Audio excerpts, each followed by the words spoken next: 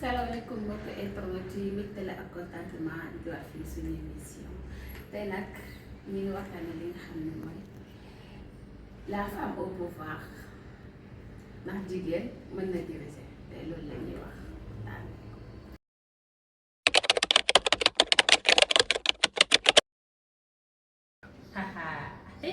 Bien sûr. La pauvre mère. Derrière chaque grand homme se trouve une femme. Bien sûr bañ a mën a jiite parce que li tax mën a jigéen mën a jiite ñun ñooy jur ñuy jiite donc ñun suñu juru woon ñu jiite donc doo leen mën a jiite kon donc mën nañ jiite bien sûr ñun ñooy jiite ñu feeñal ñu nëbbu yi ba tey ñu ñoo nekk ci kanam parce que bu dee imam bi jiite ñun ñoo ko jur bu dee président ñun ñoo ko jur ak képp koo xam ne ni rek borom daraja dana si réew mi di jiite yi jigéen moo ko jur donc ñun ñooy jiite ba tey gisuma différence bi.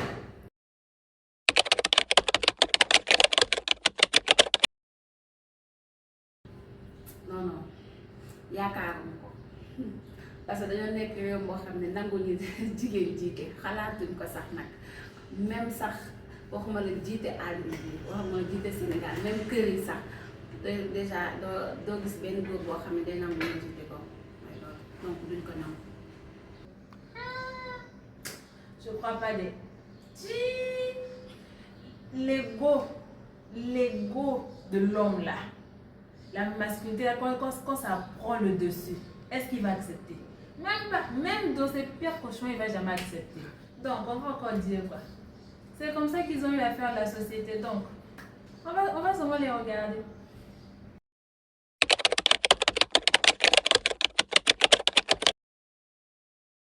Je ne vais pas avoir les guerres. En tout cas, ça, j'en suis convaincue. Parce que la femme, elle pense à tout. Une femme prend son temps de bien réfléchir, de bien calculer les choses, de peser le pour et le contre. Si c'est pour faire guerre là, non, non. Quand une femme dirige, elle est ferme. Donc tout ce qu'elle fait, elle est ferme. Donc, et ce sont des décisions stratégiques, des décisions importantes. Donc faut pas négliger la femme. jigéen bu nekkoon ci pouvoir bi lu bëri mooy changé parce que jigéen mooy lépp mooy yaay mooy jabar mooy rakk mooy mag donc jigéen bu jiite woon pour man bu nekkoon ci pouvoir bi changement dina gën a am ko góor ñi parce que jigéen benn day yërëm dañuy xalaat dañuy protéger donc boo nekkee jigéen yow danga naan man yaay laa doo nangu gis benn xale ci mbedd muy tumaraanke doo nangu gis benn doomu aadama muy tumaraanke parce que da ngay doo taxawee en tant que jiite rek mais da ngay taxawee da ngay tëddee njaaxaane ndey di seex donc da ngay taxawee en tant que yaay en tant que protectrice en tant que lépp donc pour man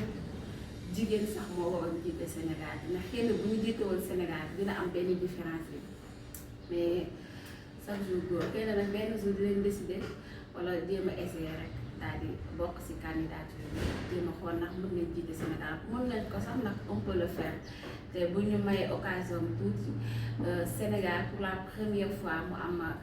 présidente mu jiite dañuy xam ne am na différence bu bëri parce que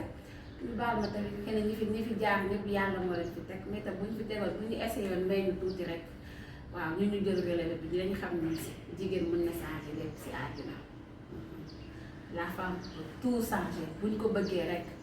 mën nañ changer lépp ci àddina bi.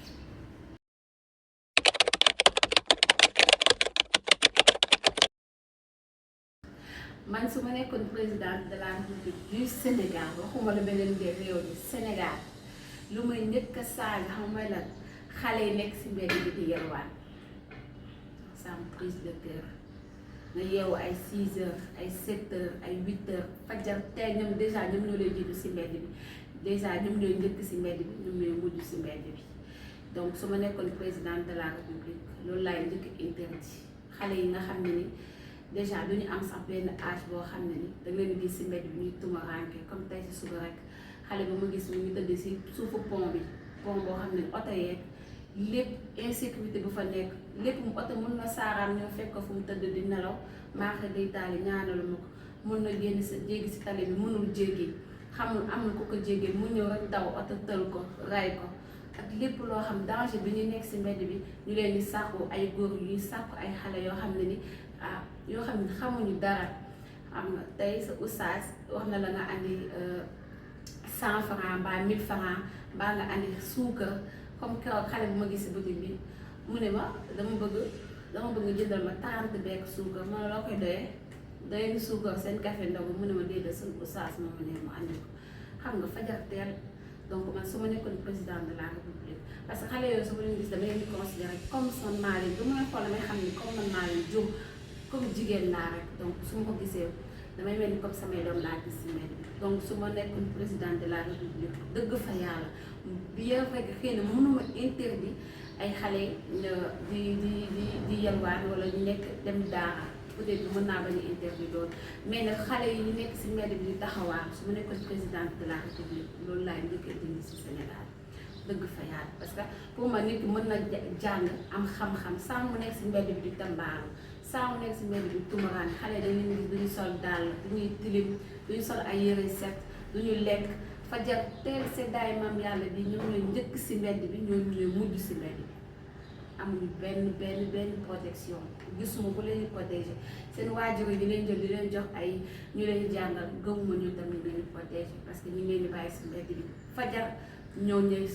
ñooy nekkaat si mbedd bi xaaja guddi donc su ma nekkoon présidente te it su ma amoon pouvoir xëy na décider mbaa wax nii sax nekkuma président dëgg fa yàlla ne su ma waxee ñu déglu ma mu am bu ma mënoon sàkk wala ma ñaan ñu may ma donc loolu laay nekk ñaan président ñaan ko gouvernement bi donc ñu bàyyi xel si xale yi nga xam ne ñu ngi si mbedd bi fajar ñu ngi si guddi si mbedd bi seddaay bi ñu ngi si suuf pont yi tëdd amuñu fu ñu fanaan ñu ngi tumuraanke ñu ngi sonn donc su ma amoon lu ma wax dëkk bii bu doon am naa fi kàddu loolu laay njëkk ñaan parce que xale yi sonn nañ trop franchement parler. Quelle serait la première des décisions? Il y en a beaucoup, il y en a beaucoup, mais première, c'est quoi? Ça allait être, comment on appelle ça? Construire des universités dans chaque ville de mon pays. Chaque ville, une grande université. Chaque ville, une grande université pour permettre à tout le monde d'avoir accès à l'éducation, à l'enseignement supérieur, pour limiter, si je peux dire, l'immigration. Parce qu'aujourd'hui, c'est ça qui fait à ce que beaucoup de jeunes quittent le pays. Donc, si c'était la première des décisions, c'est ça là que j'allais faire. Comme dernier mot, on a toujours dit derrière chaque grand homme se cache une femme. Donc, les femmes ont toujours été au pouvoir, mais sans qu'on puisse réellement nous laisser la place, sans qu'on puisse réellement nous le montrer comme ça. Mais c'est juste pour encourager la femme aujourd'hui. Quand tu es une femme, c'est pas une faiblesse, au contraire, c'est une force. C'est une force que même l'homme n'en a pas. Donc, merci à Dieu de nous avoir créés comme ça, avec un cœur qui peut être en même temps doux, tendre et en même temps féroce quand il le faut. Donc, et une tête bien faite, des têtes bien pensées, c'est ça là, merci à Dieu. Même si le corps est faible, mais mentalement, on est fort. Donc, je peux dire que courage à vous les femmes, ayez confiance en vous et faites tout ce que vous voulez. Si vous avez des choix, si vous avez des convictions, si vous avez une volonté ferme, des projets, il faut toujours tenir tête. Donc, ne jamais baisser les bras. Donc, c'était tout pour aujourd'hui. On se dit à demain pour un nouveau sujet. Donc, sama mot de la fin mooy jigéen que nga yow mi toog si biir kër que yow mi nekk si mbedd bi que man mii di wax ki Émilie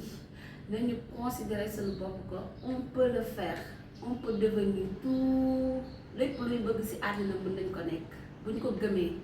mën nañ ko nekk parce que ñun comme ni ko Papa Thione di waxee yaa na ko yàlla yërëm xaaral ko àddina fi daw si jigéen mooy jóg kii jiite juma jigéen mooy jur président jigéen mooy jur médecin jigéen mooy jur lépp loo xam ne rek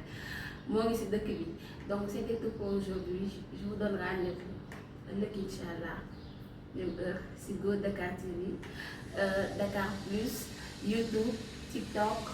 Instagram, même WhatsApp ñoo ngi si plateforme bi yëpp. Gros bisous. La femme au pouvoir, grande question. La femme au pouvoir, ça a toujours été un débat. C'est vrai que boo xoolee li nga xam ne moom mooy l'histoire nous apprend que il y a quelques exemples de femmes au pouvoir et qui ont été vraiment déterminantes. J'en veux pour preuve simplement une Cléopâtre fële ci Égypte wala fii ci Sénégal nga jël une Aline Sitoé Diatta au pouvoir la naam c'était pas un pouvoir boo xam ne c'était institutionnellement waaye nag elle a su marquer son époque ba finalement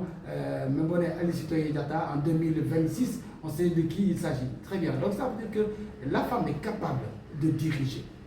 mais nag il y a la volonté d'aller au pouvoir et l'accession au pouvoir parce que la réalité du pouvoir elle est tout autre gis nga sax góor ñi ci seen bopp bu ñu digaate ay mbir yu bëri une fois arrivé au pouvoir ils changent du tout parce que la réalité les rattrape mais bon toujours est-il que il faut quand même que ñu changer que ñu voir également de l'autre côté c'est normal que les femmes veuillent accéder au pouvoir maintenant nag il faudra justement qu'elles soient fermes dans leur volonté parce que boo xoolee Émilie tout à l'heure elle parlait d'étudiants donc man dama ko gis en tant que ministre de l'enseignement supérieur alors que là Dossa moom fi ma ko gis moom mooy ministre de l'action sociale ak de la protection de l'enfance ndaxte seen développement yëpp seen argument yëpp foofu la daan jëm mais c'est bien il faut former la jeunesse il faut former les hommes d'abord avant de mettre les moyens qu'il faut pour le travail c'est normal je suis d'accord il faut également protéger les enfants parce que c'est l'avenir de demain kon nag ku ci nekk rek am nga raison également d'un côté donc c'est bien d'avoir cette vision de la chose ni war ngeen mën a gaaw nag daal di def li nga xam ne muy fulla daal di dëgëral seen bopp ndaxte loolu rek moo la ci mën a génne bu dee da ngeen di xaar ñu may leen place vous n'aurez jamais la place il faudra insister il faudra se faire violence pour arriver à ce poste de responsabilité bi nga xam ne rek moom mooy être vraiment au pouvoir et diriger le monde sur les réseaux sociaux dites-moi ce que vous en pensez wax leen ma li ngeen ci xalaat ci nguuru soxna yi ndax mën a nekk wala mën a nekk Facebook TikTok Instagram da ngay bind Go Dakar TV wala boog nga dem ci suñu page bi nga xam ne foofu la si on a parlé des années moom mooy Go Dakar Plus boo fa defee rek di nga mën a commenter regarder l'intégralité de l'émission très bien kon jaajëf sama gars yi ba suba incha allah